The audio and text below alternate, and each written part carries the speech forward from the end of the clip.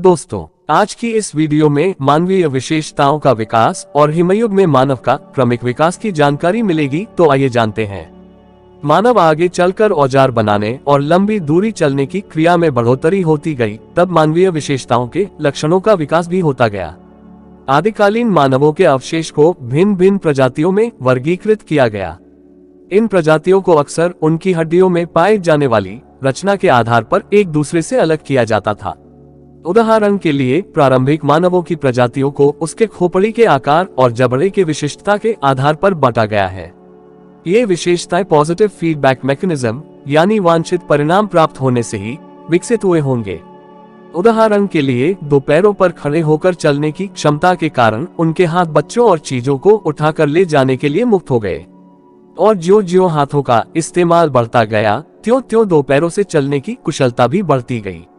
इससे हाथ का स्वतंत्र होने का लाभ तो मिला ही, पैरों के बल चलने कारण शारीरिक ऊर्जा की खपत भी कम होने लगी। लेकिन दौड़ते समय ये लाभ उल्टा हो गया। लेतोली तंजानिया में मिले होमोनिड के पदचिह्न के जीवाश्मों और हाडा इथोपिया से प्राप्त जीवाश्मों से यह पता चलता है कि तत्कालीन मानव दो पैरों पर चलने लगे थे। लगभग 25 लाख पूर्व हिमयुग की शुरुआत हो गई थी।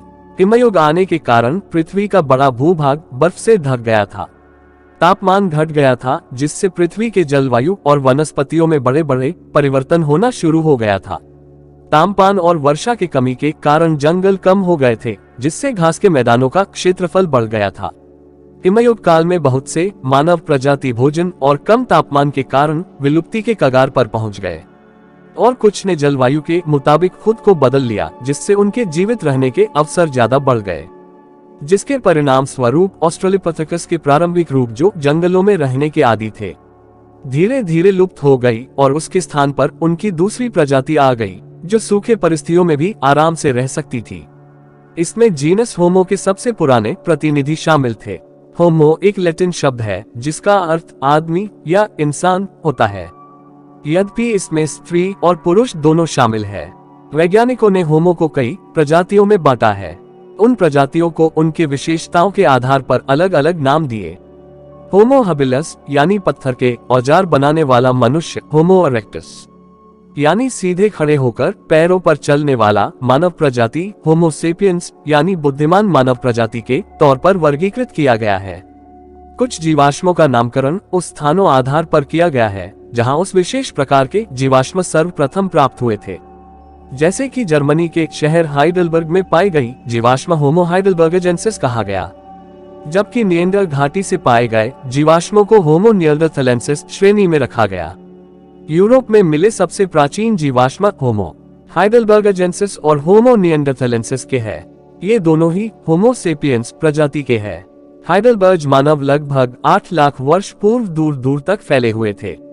उनके जीवाश्म अफ्रीका, एशिया और यूरोप में पाए गए हैं।